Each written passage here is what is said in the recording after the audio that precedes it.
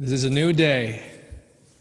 This is a new day full of sound and light and expectation. This day has been waiting for you.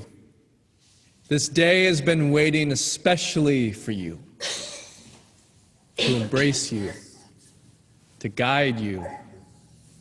This day has been waiting with open arms just for you. This is the day we have been given. Let's not waste it. Come now and let us worship together. Welcome, everybody. My name is Reverend Joseph Boyd. I welcome you live into the sanctuary at 1105 Elm Street in one of the best cities in the world, Youngstown, Ohio. I welcome all our members and friends from the Mahoning County, Trumbull County area, from different parts of Pennsylvania, Hermitage, all the way out in the country in Ohio, Columbiana County. I also welcome those who are viewing us from beyond Ohio and Pennsylvania, in states like California, Colorado, New York. I welcome you who are outside of the United States and watching what is happening from your country. I welcome you if you're in Brazil, the Dominican Republic, Europe, Australia. I welcome the whole world into this space, 11 o'clock Eastern Standard Time, here in Youngstown, in the United States. For over a century, this community has stood with the marginalized and the vulnerable. We have put a Black Lives Matter banner on the face of our church facing Elm Street, leading to the university, Youngstown State University, to remind ourselves and our community that racism and systems that support racism, and that those systems include the justice system and the police department, they must be transformed if we are to become the beloved community, and we must learn to talk honestly and act courageously in this time. We have waved a rainbow flag for over a decade before my time to signify this place, which is now virtual, as a sanctuary for all persons who identify as LGBTQ+. If you come to us this morning in a state of, wow, what just happened this week? Wow, what is going to happen next? You're in the right place.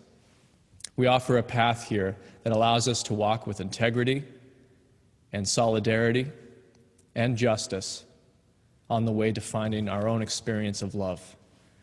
So I'm so glad that you're here this morning. We have a number of events happening throughout the week.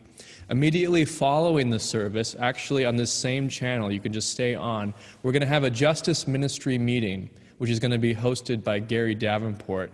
He's our commissioned lay minister for social justice, and he helps organize all the social justice initiatives that you can participate in virtually from your home.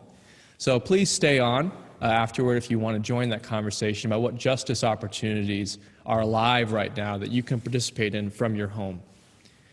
If you have any children who are under the age of 18, we have a really wonderful partnership with the Kent, Ohio Unitarian Universalist Church. And we are merging our education programs. So now we have a whole plethora of children of various age groups where your child can participate.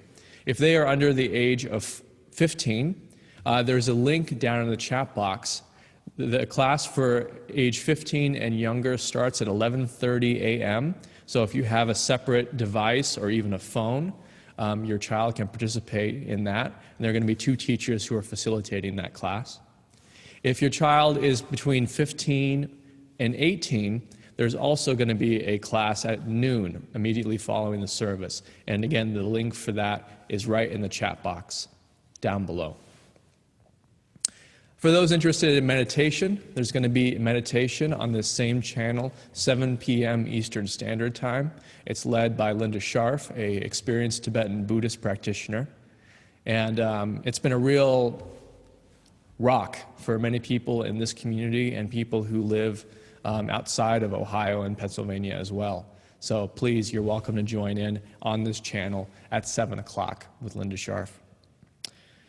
And then this coming Monday, October 5th at 5:30 p.m., there's going to be a text bank called Outvote Peer-to-Peer Training and Text Bank, where you're going to do a mass text to individuals in Ohio to encourage them to register to vote and make sure they have all they need to be able to vote safely and on time. If you're interested in participating in this, please just put your name down in the chat box and just say voting. And Karen Lapidus, who's organizing all these efforts around making sure that we get the vote out during this very important election, she will contact you. And if you can just put your name and your email, actually, that would be even better. Name and email, and just say voting. And again, this is open to anyone who can participate from their home, wherever they're living. And please put your name down, and Karen will get a hold of you. And then the last announcement is that we are going to be beginning our pledge drive, October 6th to October 31st. And the theme for this is carrying each other through. Carrying each other through. What does it mean to carry each other through this time? Well, I'm going to talk about that in the sermon this morning. But I want to also just give you a bit of education for those who are brand new to this community. So what a pledge drive is it's a chance for us to commit ourselves to the church by making a financial pledge. So the financial structure of our church, the way it works, is that we don't have any outside entity that funds our staff or our programming. We don't have a diocese. We don't have an endowment that we just pull from every single year to pay for our operating expenses. We rely solely on viewers like you who offer a pledge or a promise to say, I can pledge this much over the course of a year, or this much every month, or this much every week to support the mission of this church and to support our values in the community and in this country. So I welcome you to find out more about this, and stay tuned.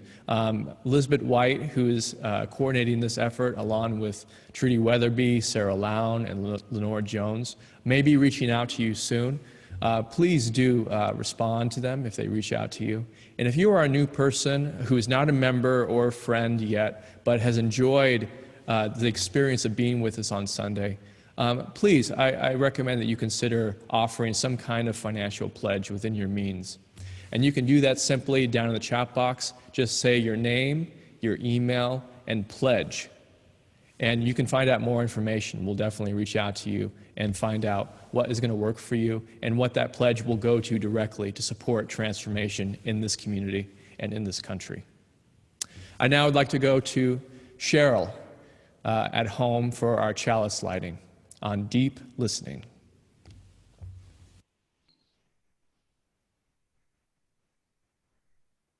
Good morning. This morning, I'd love to read a quote to you by David Augsburger. He is the author of Caring Enough to Hear and Be Heard. Before we do that, I just want to invite you to go ahead and take a nice deep breath in and exhale.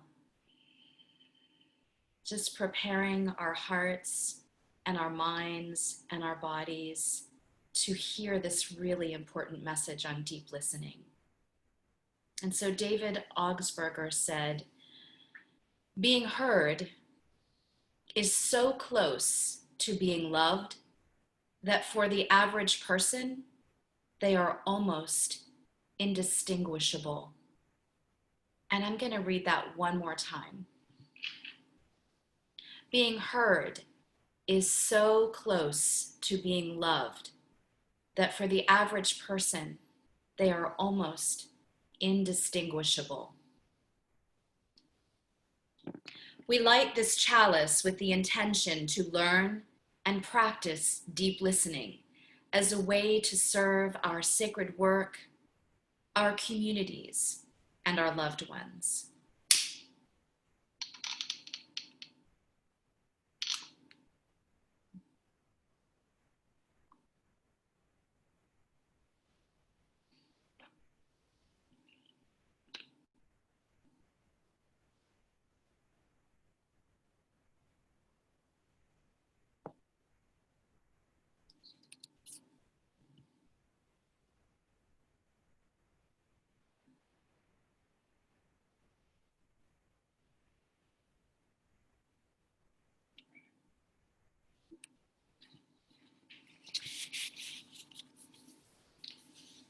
Good morning. Please join me in reciting our church's covenant. Love is the spirit of this church and service its law.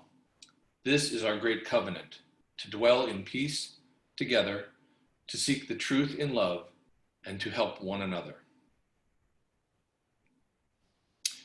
Each month, we give to an organization that supports transformation in our community, which is the heart of our mission. In our church's historic commitment to the well-being of our community, we give 100% of our offering to those in need. UUYO's Give Away the Plate recipient for October is UU the Vote. The UU the Vote campaign launched last year as a nonpartisan effort to promote and support democracy. Since then, UU the Vote has become a robust, transformative program that is renewing our collective promise to show up and make a difference. As of late September, UU the Vote, along with their partner organizations, has reached more than 1 million voters. The work that UUYO has done with our Reclaim Our Vote postcard initiative and the texting efforts through Outvote are included in that count. From state action networks to local congregations, Unitarian Universalists are not sitting this one out. In cities large and small, UUs are working alongside partners to take on racial justice, LGBTQ+ rights, climate justice, and more. UUYO has been receiving training, support, and resources from UU the Vote, and UU the Vote Ohio. More information is available at www.uuthevote.org. We will now receive the offering that supports the life of Youngstown, the Mahoning Valley, and our wider world.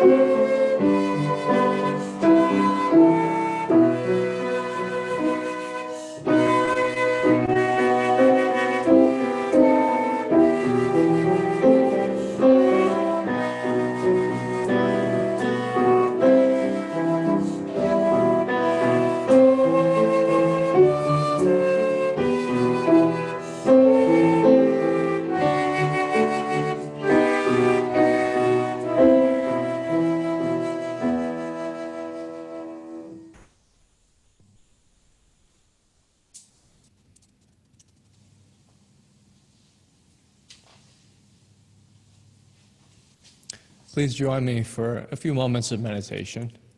I know some of you are sitting, some might be lying down, some might be walking Even walking can be a meditation. Just a time to be silent and notice our breath and our body, and just to feel what it feels like to be alive at this moment.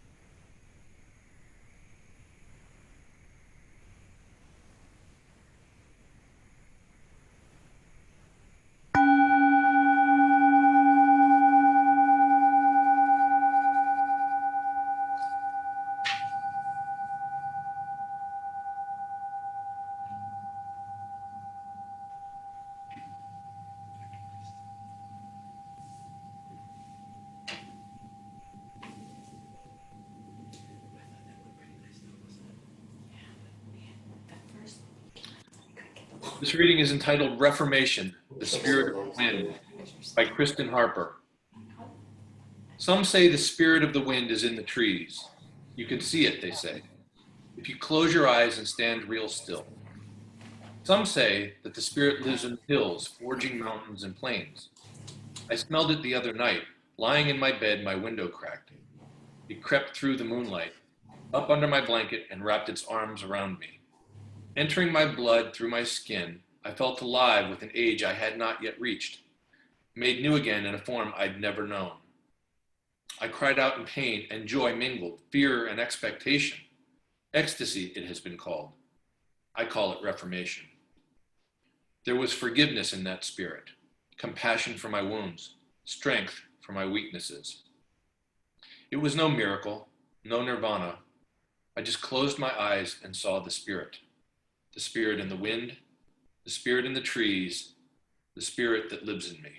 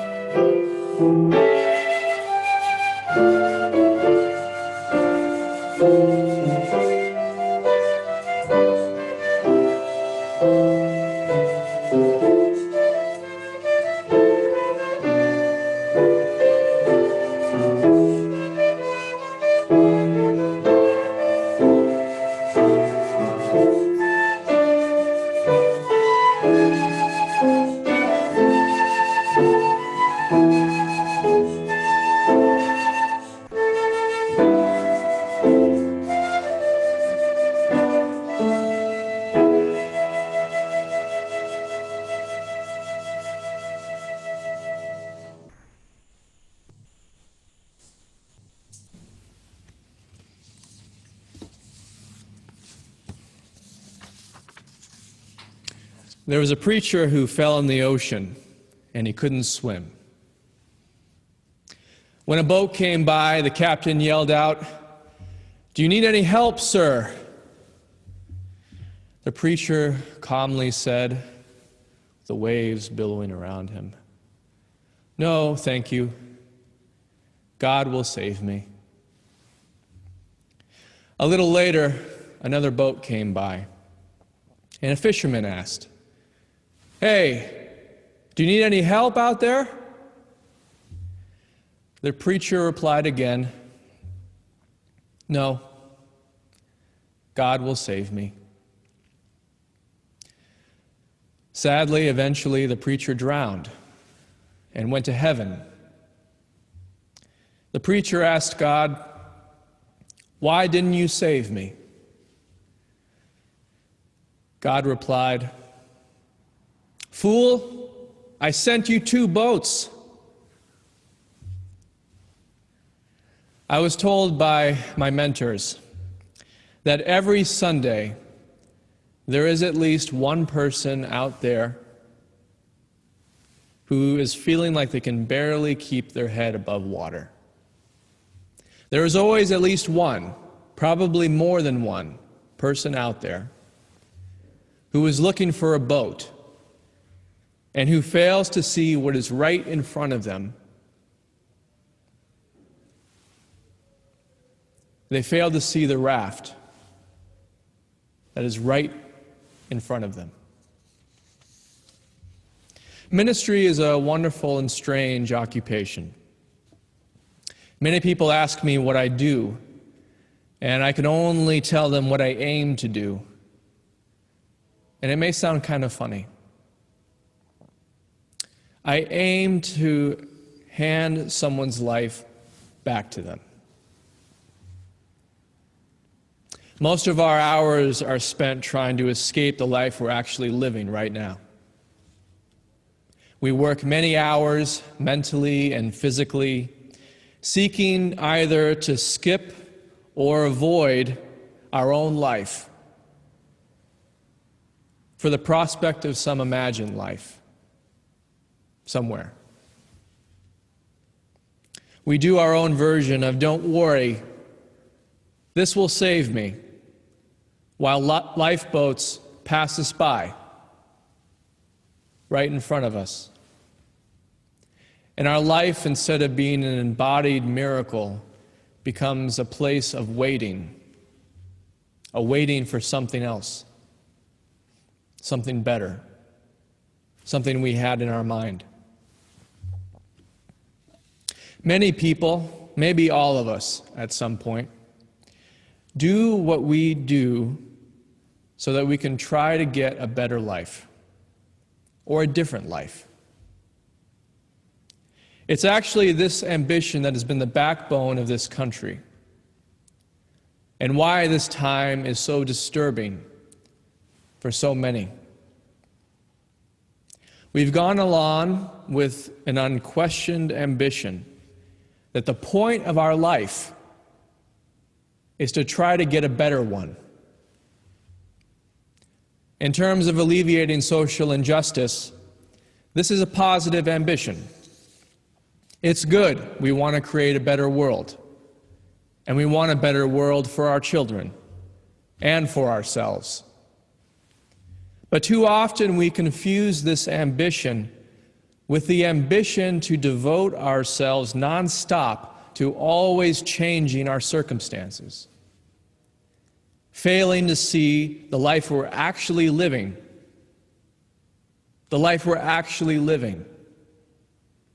and to have appreciation and tenderness for that life.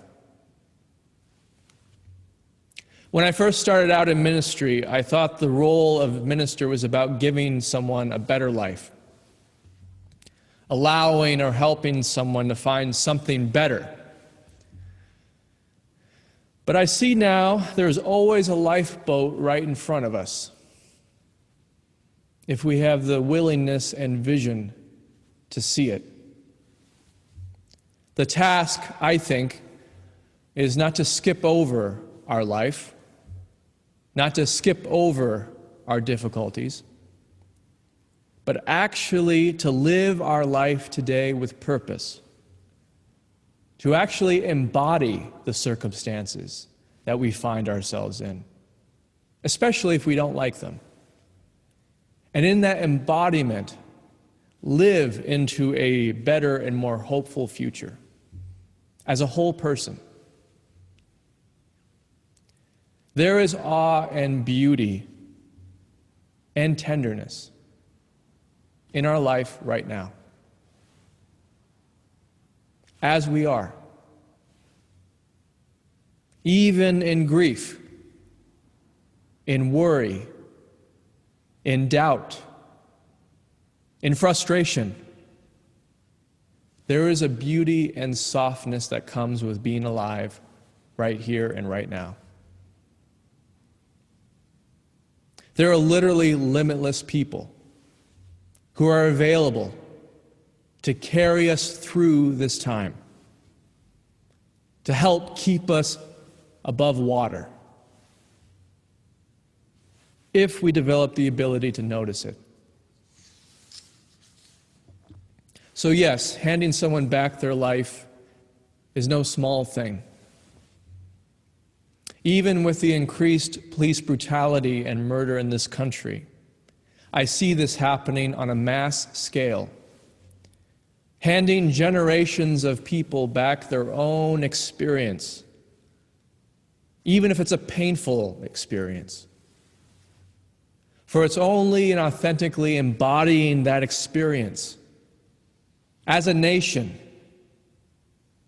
that we have a path forward to a more just and whole future.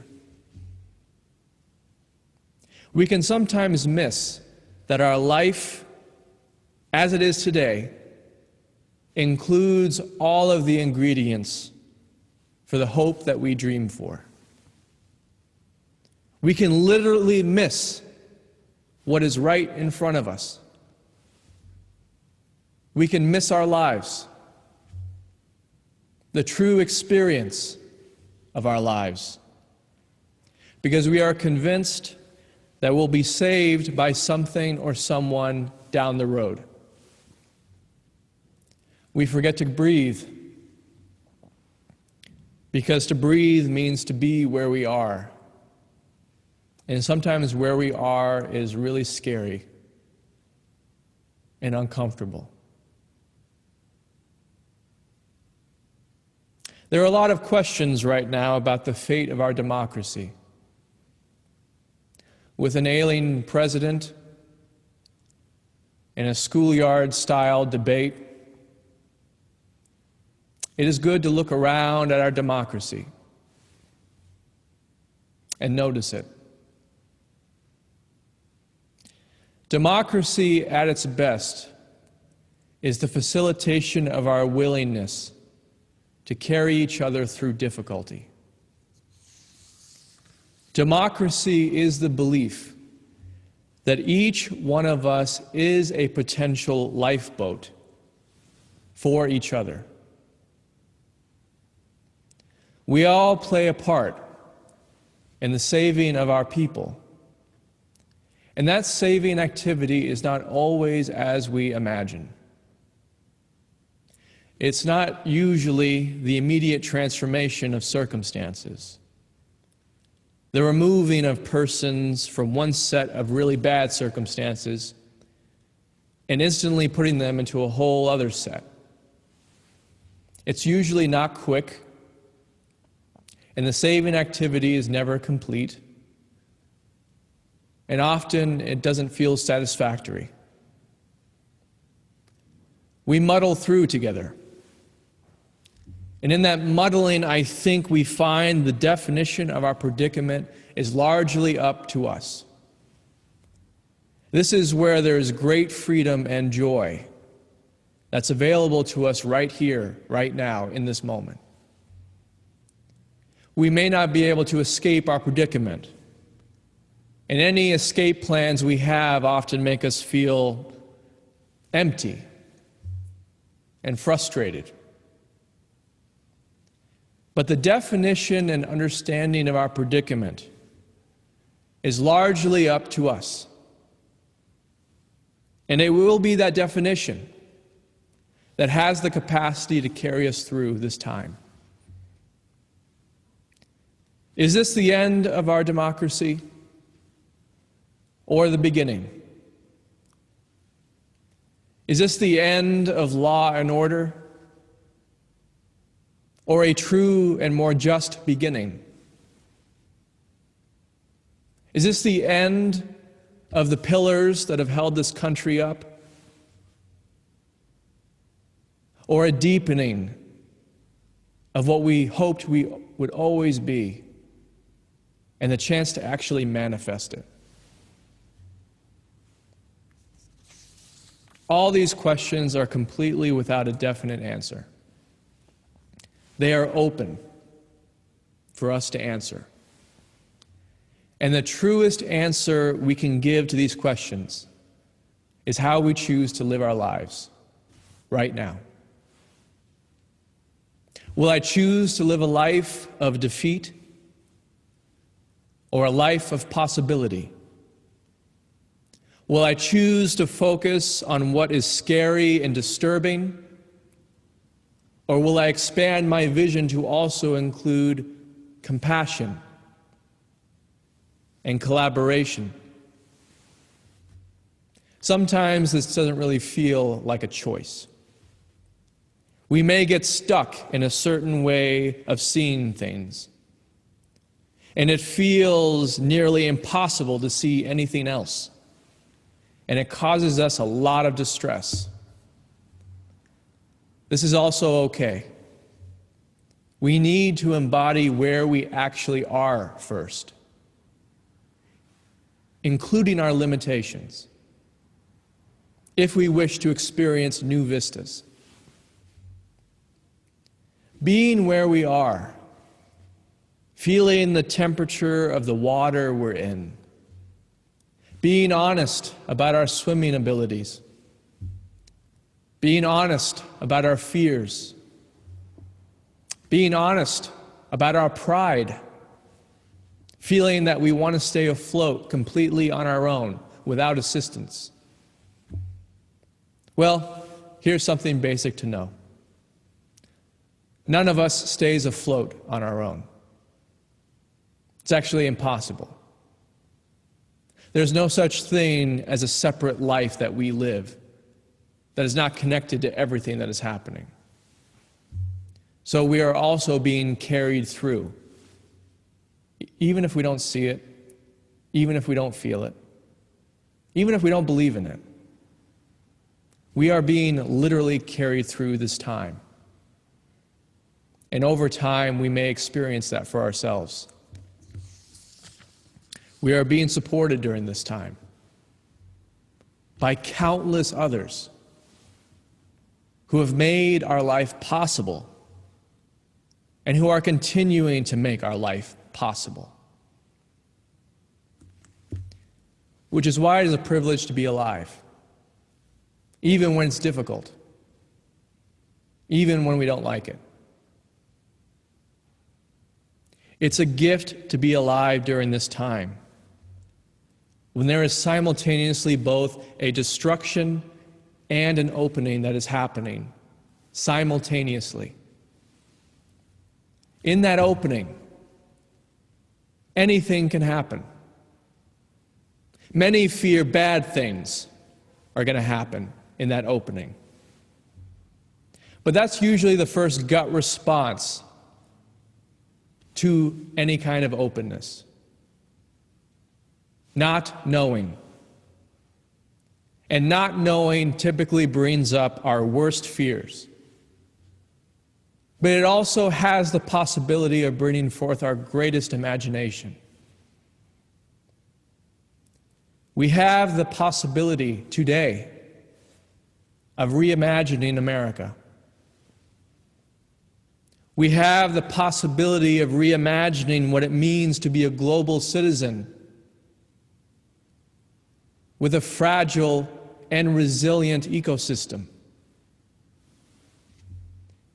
We have the possibility of reimagining justice which is tied to the direct embodied experience of our black sisters and brothers. We have the possibility today of reimagining our role in the narrative of history, beginning with our indigenous sisters and brothers. Will all this mean that our life will be a walk in the park? No, of course not. Our life will be strange, unpredictable, and yes, difficult at times. But when we learn to embody our life, when we are handed back our life, and we see it and feel it as a gift rather than a curse, all of experience becomes grist for the mill.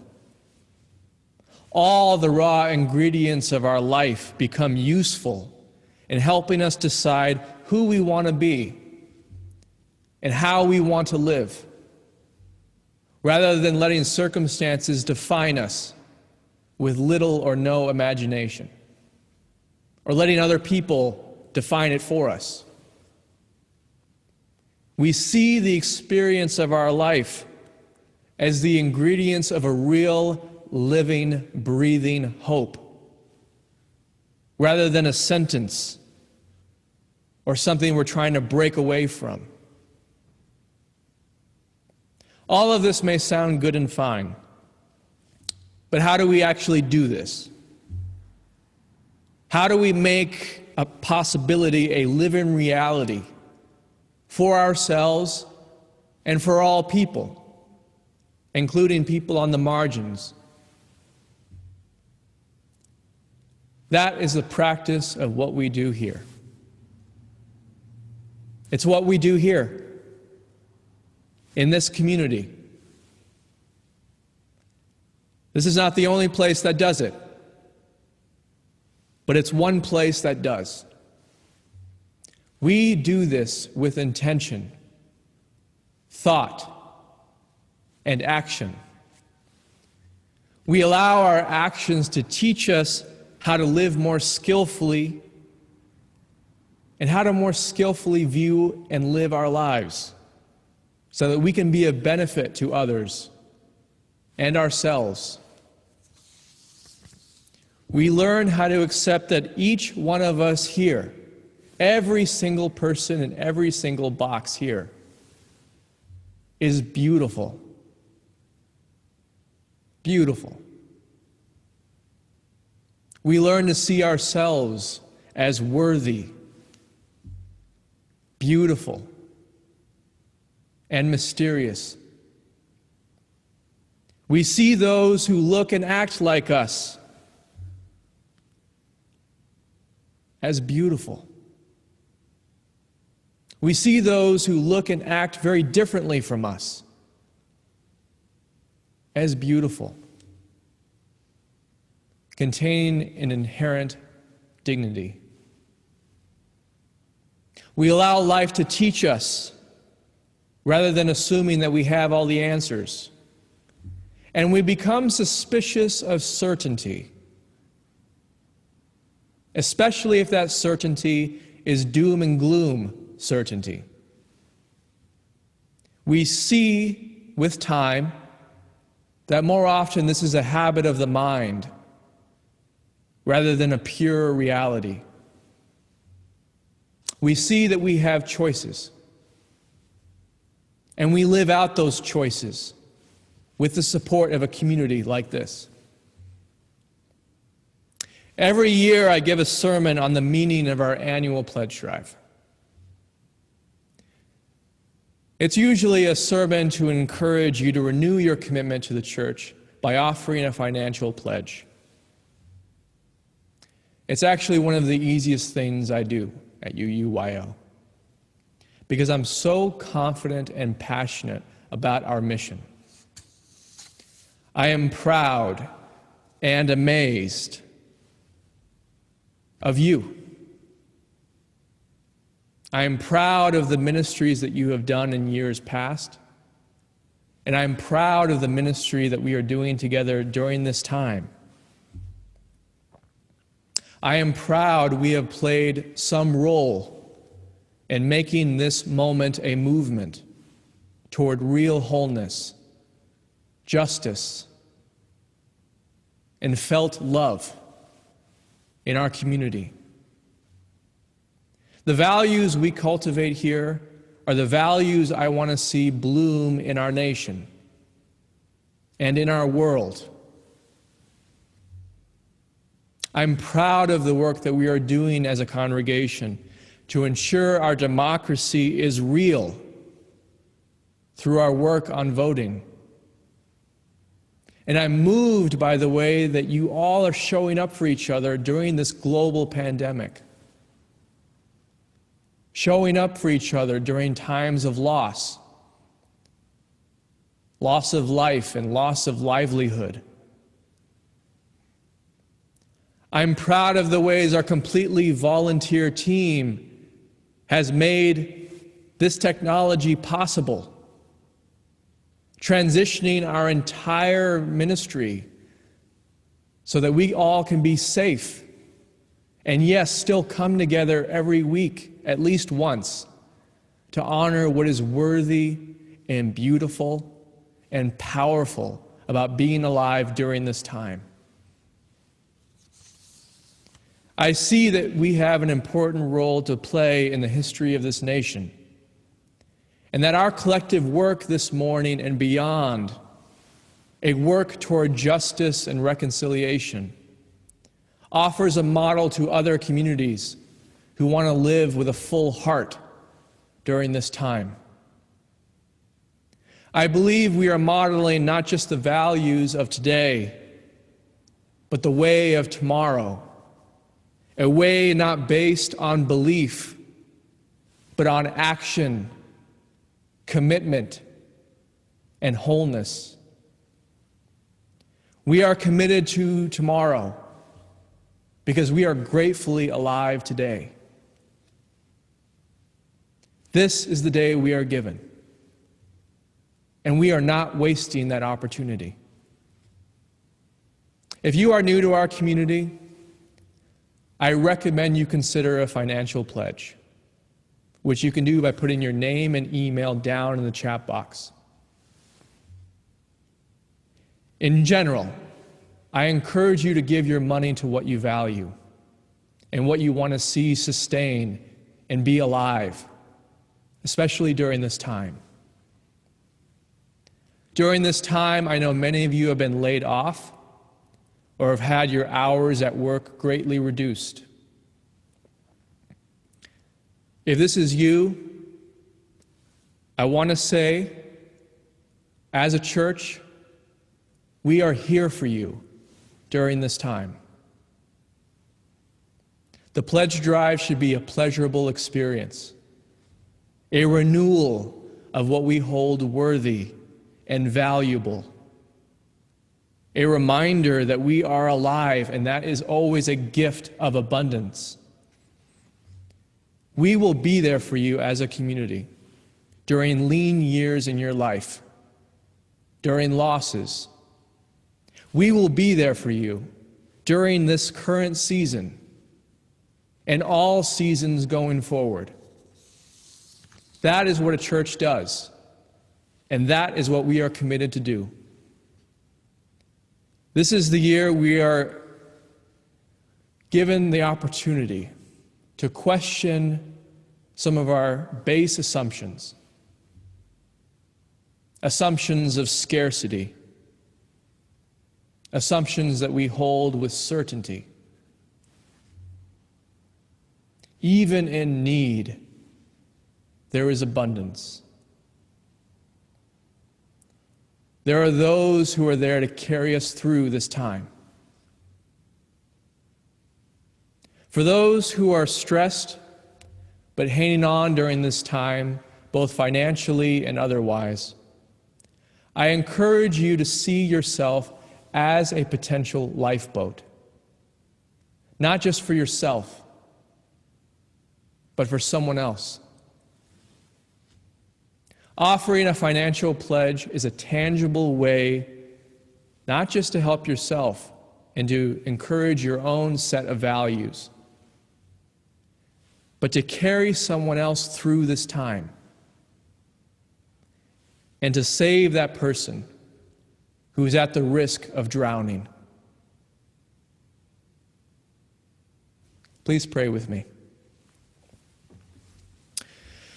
Spirit of love, we are grateful for the gift of breath.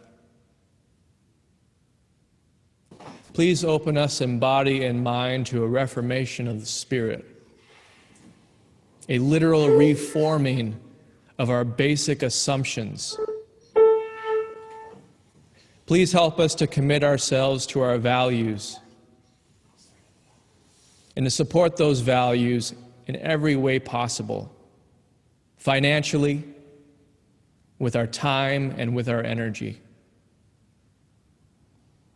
Please help us to be grateful for our life and to be available to shout out to those who need a hand. All this we pray. Amen.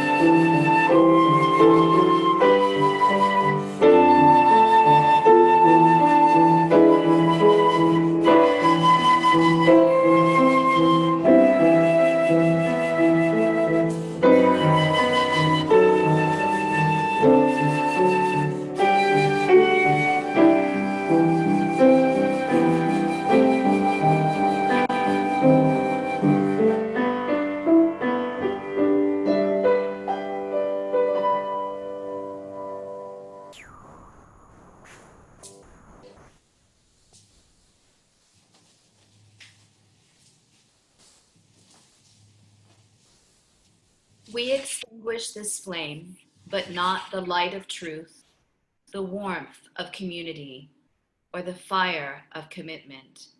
These we keep in our hearts until we meet again.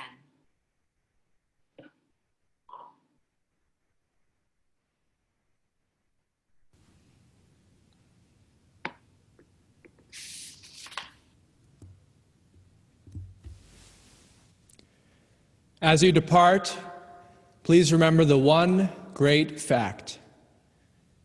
You are loved and never truly alone.